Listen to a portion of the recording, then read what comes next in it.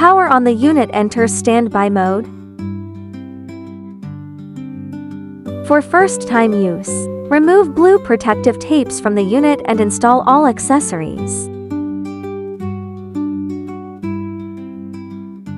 The unit has 4 buttons: light, turbo, speed, and power. The gesture sensor is on the right side of the control panel.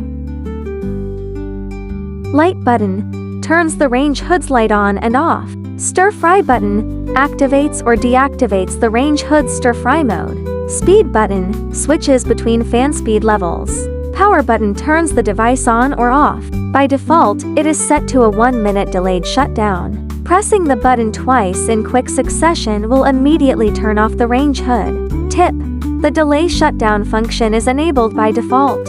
It can be turned on or off, and the delay duration can be set via the SmartLife app. Gesture control button allows hand gestures to turn the device on, change speed levels, and turn it off.